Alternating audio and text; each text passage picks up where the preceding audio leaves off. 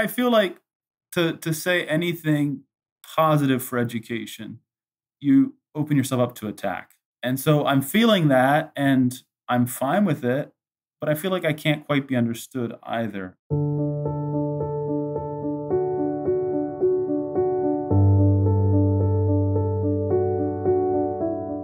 Welcome back to another episode of Anabaptist Perspectives. We're here again with Roseanne and Vince talking about academia, faith, and how it affects our worldview.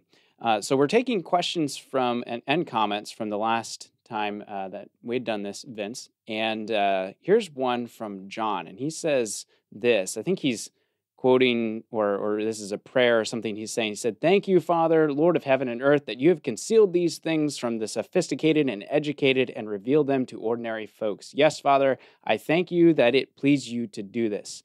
My Father has handed everything over to me. Indeed, no one fully knows the Son except the Father, and no one fully knows the Father except the Son, and those to whom the Son wishes to reveal to him."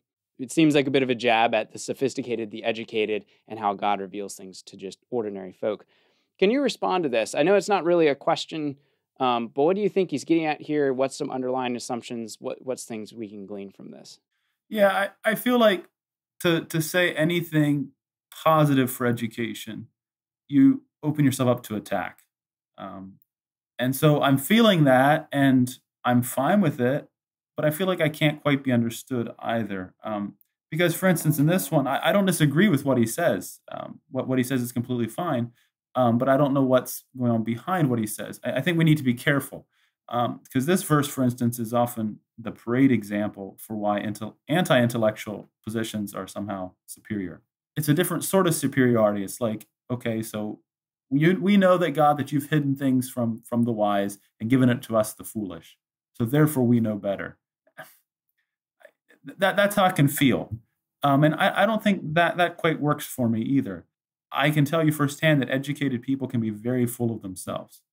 And for that reason can be particularly blinded. And this is, I think, what shocked me growing up in the sort of worldview that would have said these exact sorts of things. Caution, caution, caution, because God gives things, he resists the proud, he gives grace to the humble. And so therefore he reveals things to those who don't know very much or something. I've actually encountered more pride, I think, from Mennonites, especially when they've had enough money laid by to think that now they somehow understand how the world works. In other words, not the one who's struggling to get from paycheck to paycheck. He would kind of be looked down on, that he just doesn't quite have life together, that's how poorly he's doing life. He's got his 4, 5, 6 kids, and he can barely make ends meet. But once he's got enough money and he's got a rental house, he knows how the world works now. And I would say I've encountered more pride. There's very humble people there too, but I've encountered more pride and more I know how this is. I know what God's about than I would have from academics. I've met some very humble ones, and that really surprised me. And I think maybe what made me as okay with education is what I was, because I realized, oh, they don't have to be proud. That isn't even necessarily what it's about. It's a field of study like any other. It's not. We're not trying to be superior here. It can be, but that doesn't mean that's necessarily so. Roseanne, how would you respond to this? Again, it feels like a flavor of a worldview that maybe we're a bit familiar with. And yeah, what has been your experience? I guess I wasn't sure how to interpret this comment either. In response to what Vince has been saying, I sort of was thinking along those same lines. I think those of us who have had an opportunity to spend more years studying need to remember that we stand on the shoulders of those who've gone before us, who have made it possible for us to live a prosperous life and have these sorts of opportunities. In the same way, those who have been able to become wealthy and prosperous without an education also need to remember that they stand on the shoulders of those who've made that possible for them. So I think either way, there's a Bible verse that speaks about, what do you have that you weren't given? I think it behooves people on both sides to remember. So how would you, going off of this comment, respond to someone who takes that worldview of the verse that says, God keeps the thing from the wise, gives it to the, however the verse goes exactly. But what this person is referring to here, is this just, how would you interpret that verse? What's some proper responses to that? I think you guys are really digging into some good things here, as far as like, it's so easy to get prideful about from these, kinds of perspectives. But how would you respond to those views? I think there's also a verse that talks about the wisdom of man being foolishness to God, or God's foolishness being greater than man's wisdom. I can't do any better than that. Our wisdom isn't as great as we think some days. Yeah, because some people would have said, I've heard people hint at this at least, like, oh, well, the wisdom of man is just foolishness to God, so therefore there's no point in really pursuing higher education.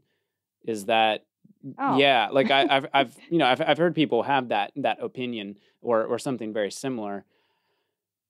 How do we handle that that perspective? I guess I was thinking more along the lines of, if God gives things to the foolish, it probably includes us all.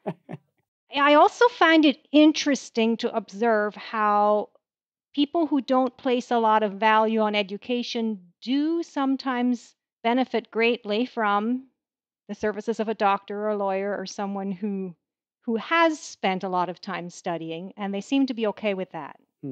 Yeah, Vince, what do you think? I mean, it's like anything else. I think we love to do things that are creative in some sense. If work was simply something where we pushed a button, 1,000 times a day, and then went home, and that was our job, we pushed that button all day without thinking, we would go insane. No matter what job I've done, I've noticed how people try to either do the job better, try to do more of it, try to expand it. They try to grow something. They're always trying to change something, trying to improve it. I mean, that's how we do with our life. That's how we do with Christian life. And that's how we do, I think. And I think we should do that in all areas within psychologically healthy parameters. But we need to do that in all things, and our brain is one of those things. That we can't just say, well, that's a non-starter, because I struggled with that for a while, because it's like, well, okay, if I'm going to serve God, therefore I must do it without any pride on my part. That seemed to be very clear to me at age 20. And so I endeavored to find something that basically I didn't want to do, because the only way I could be sure that I was actually serving God is if I did what I didn't want to do, right?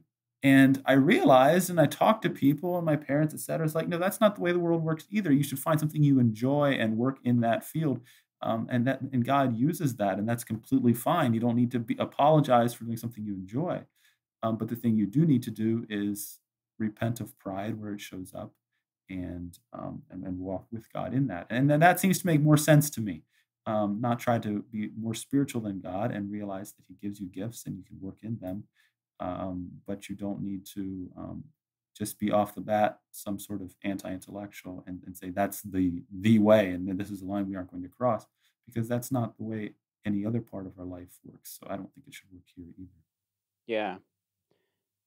Okay, I'll go on to this next question or comment from Quentin, who says this: in the Anabaptist worldview, we value community above almost everything else. We are often reluctant to discuss controversial Bible passages for fear of disrupting our sense of community. In the academic world, on the other hand, promoting, debating, and defending your own controversial views is an essential skill. It is a cultural difference that can be more significant than we realize, and compromise can look like a good way to maintain our parentheses false sense of community. I remember as a 20-year-old at a Quaker university how uncomfortable I was when a professor would challenge conservative Christian views. Now, with a couple more decades of experience, I understand I can't expect community with everyone. Yeah, wow. What do you all think of that? What has been your perspective on what Quentin is getting at here? I like the thing of agreement, and I agree. For community, you need to be able to agree, or even agree to disagree at a certain level, and just simply go along with it. Um, and and I've had some people, Mennonites, get rather annoyed at me on that point. Well, this person is toxic, or this person is this. I don't care if they are. I don't see how that changes anything. You're supposed to work with them and walk with them, turn the other cheek. That's how it works. At the same time, what I'm really arguing for is some sort of golden mean in all this. Again, I think that's a big thing for me, to where you need to hear other people and you need to allow them to speak to you, but at the same time, um, not be carried away too far in one direction or the other with it. Yeah. Roseanne, what do you think from your experience, these two different viewpoints that Quentin is getting at here when it comes to community and things like that? I guess I was thinking of it more from a cultural perspective, perhaps because that's one of my current studies. I am a student as well as a professor right now. Norms of dialogue and debate differ considerably in my church community and in my professional community. He's talking about norms for expressing your opinions and so on. And I would say there is a cultural difference in the two worlds in what the norms are. One of the differences is in high context versus low context communication. I grew up in a community where some things were understood. They didn't need to be communicated clearly all the time. Everyone understood how discussion communication worked. I now work in a more low context culture where you have to put it out there as it is in order, for people to understand it. The other thing was power difference. In the community where I grew up, authority was highly valued, and there was a gap between authority and people who were not in authority, and there were rules about relating. I'm in a lower power difference culture now. My students call me by my first name, and they say things to me I would have never said, to my elders. And so there's huge differences. And I think what I personally do, navigating back and forth, is something in language we call code switching. I take on the norm of the group in which I am as best I am able. Now, I'm certain people in both of my worlds would see the influence of the other world on me, but there is a difference in the rules, in how you communicate and how you be respectful and how you, sort of all that kind of thing. It took me a long time to grow into that and to become semi-comfortable in different cultures of communication. That's interesting. That's an interesting perspective. On to Bethany has a bit of a longer comment here, and I'd like to break this one down. And this is what she says. My university experience challenged my faith, but ultimately made it stronger. I never felt overt antagonism from professors. In general, as a head covering, long skirt wearing Anabaptist female, I only felt respect from them. My crisis of faith came instead from classmates who would inquire as to why I dressed the way I did. When I based my response on Scripture, they would ask how I knew the Bible is true, and that is what required me to dig deeper. Education stretched me, challenged my thinking in many ways, and has probably influenced me to view the world differently than many others in our circles. One of the most powerful things in helping me keep my faith was having people within our churches that I could be honest with about my questions and who weren't threatened in the slightest by them. Because they were not scared or shaken by my questions, it helped me to have more confidence in our beliefs as well. Wow, so there's a lot that she's putting out there. Maybe the first one I'd love to hear from both of you on is the responses of your professors and fellow classmates when they found out your convictions as Anabaptist people. What was that like? Because I think sometimes we get this sense that they're just really secular and would be very offended at our belief system or something. But what has been y'all's encounters there and some of those cultural things as well? What was that like? I'm going to suggest that as a visible minority, my experience is very different, I'm sure, from males who walk this path. People look at me and have a set of assumptions in their minds about what I believe. Sometimes they're right, sometimes they're wrong. It's not a surprise to them, though. Like as soon as they see me, there's a recognition that this person probably has different values and beliefs. Has that been a significant challenge, or were people pretty open to that, okay with that, questioning? What was that like? I would say it has probably shifted some over the decades. I am a Canadian. We have people of all kinds of cultures surrounding us all the time. We're a very multicultural society. Maybe a little less so in my younger years. But in general, I just assume that they're going to treat me like everybody else, and generally they do. Vince, what's it been like for you? I know you've studied both here in America and now you're currently in the UK. Um, yeah, how's it worked for you? Well, I mean, and it's not fair, Roseanne, because I was thinking what my wife always says. For me, it's a piece of cake. She says, "You look like everybody else. What's the problem?" And really, the only thing differentiating me, they're like, "Oh, you're married. You know, there's no ring." But no, people are very nice, and I've had respect from professors. And on top of that, what I do in Hebrew, there are a lot of Jewish people doing this as well, and some of them are quite conservative. Kippah wearing, tzitzit, the ribbon things, a cord, whatever you want to call it, fringes of the garment. Um, and so when I say that, I'm from, uh, my grandparents on both sides were Amish, and they spoke Pennsylvania Dutch, and I'll rattle off a phrase or two, and I can speak it, and it's kind of like Yiddish. They like that, so it's not a bad thing, and I haven't felt less than, um, in it. I think the only difference is that I feel that, with parents, I didn't grow up in an highly educated context, and so I'm having to learn things as I go. But that's a case for a lot of blue collar background people. That isn't just Mennonites. So it's not been a big deal for me, and it's really not fair, because people like Roseanne, know what that's like, and I don't. Wow. That's really interesting because um there is sometimes this sense that academia can be extremely hostile to the Christian worldview. And I'm assuming maybe in some cases that is, but back to what Bethany was saying here, um yeah, people in general having respect for her convictions, but then those challenging moments where people start asking you questions. What do you believe? Why do you do that? And maybe not even doing it in a malicious way at all. They're just genuinely curious. Oh, you're different. Can you explain that to me? How has that been? Have y'all found that? Oh, it made you step back and I've never had to think about that. I've never had to explain that to someone. Has that been a fairly common experience for you? It does come up. The questions are as varied as the people who ask them.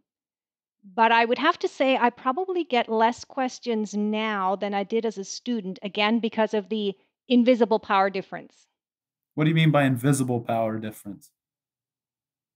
Well, I mean, just the fact that I am the one holding the grades. Oh, right, Students vary how they speak to me as opposed to another student, right? Because right, you're the right. professor. Yeah, yeah, that makes sense. Hmm. Yeah. What's it been like for you, Vince? And I'm curious too. Have you noticed any difference in these things? Your education in the United States, but then also in the UK. Did you notice any differences in the types of questions people asked when they found out what you believed and that, or has that not happened? Not really. I mean, I haven't noticed any different. I think if there is anything I've noticed, it's that if you go to school with other Christians, there's a fair bit of judgment. People just if they judge most harshly the people that are almost like themselves. Whereas people that are of a complete different category, well, they can just be what they are. We might not. They're other, but you're of my category and you aren't like this, so therefore it's problematic. And Christians can be that way. Like I did my undergrad at a Christian school, and I didn't quite like it. I found a lot more freedom and acceptance when I was with Jewish students, where I did my master's at Rutgers, and in Cambridge. It's a blend of, I don't know, more or less secular people, Jewish people, and a number of evangelical Christians. I mean, evangelical broadly construed, but in Cambridge at least, they're less judgmental. They're like, "Oh, cool, there's another Christian here," and then they don't ask as many, "Are you of this category?" thing like we might in the U.S. So that they tend to be more accepting. This is some really interesting stuff because again, back to what Bethany was getting at, the challenging aspects of some of those cultural differences between, church life, the communities we're a part of, and then what you experience in academia and the friends and colleagues you have there, uh, and how those relationships work. Yeah, that strikes me as a bit complex and could be hard to navigate sometimes. As a closing comment from each of you, if there were someone watching this, say, that's getting into academia and is starting to have to navigate those challenges, what's some advice you would give them?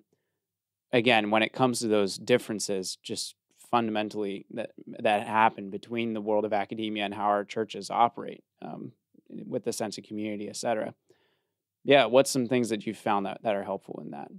Bethany commented on how helpful it was to have people in her community to talk to, people who didn't feel threatened by, her questions. And I think that is a very valuable resource. It's not available to all students, but where it is available, I think that's really helpful, more so than any single piece of advice.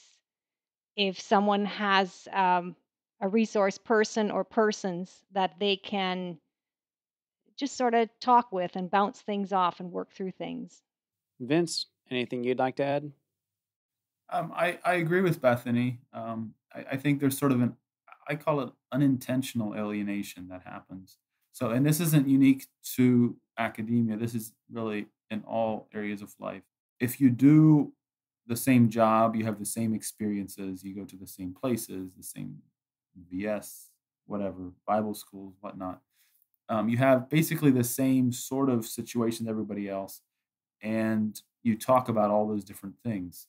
But then you take the one person in the church who decides to do what Roseanne does, and suddenly you have alienation of some sort. Why? Because she's doing things that no one else does. So how she's going to talk about that with other people in her church? Now, I don't know your church. Maybe your church isn't like that. But just as an example. And so that's, I think, the biggest thing you need to know is that it isn't that you're better. It isn't that they're dumb. It's just that you're doing something that other people haven't done in your community. And therefore, you need to prepare for that and figure out, how can I choose to stay engaged in my community, or how can I interact with this in a healthy way. And of course, it's the same for anyone else. I mean, I don't know, a Christian stand-up comedian. I don't know, something that no one else is doing, right? It is doing it in the best possible way, whatever.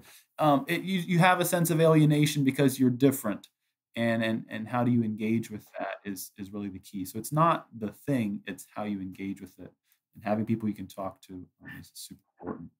I think I would add to that, what I have found is if I am the one who has stepped out to do something different, if that's the word you want to use, then I probably also need to do the reaching out to keep the connections with my community. That's a really good point, because there could be this sense you're doing something different. Why is nobody engaging me? Or why do I feel isolated? Maybe it takes a little extra effort if you've chosen a different path, like you were saying, Vince. Because there are some things like that people do things, have a different career, say, in the church than what's normal, and that can be a challenge. Well, thanks to both of you for sharing your input and experiences with us. I feel like I learned a lot, and hopefully for those of you that left comments or sent us emails, hopefully this was helpful to you. We love to hear from you, the audience, so feel free to leave a comment, send us an email, and as always, you can find all our content over on our website at anabaptistperspectives.org. Thanks so much for watching. Thank you for joining us for this episode, and thanks to our donors and partners for making this possible. To learn more about this ministry, view our About Us video linked below. You can also subscribe to our supporters update at anabaptistperspectives.org.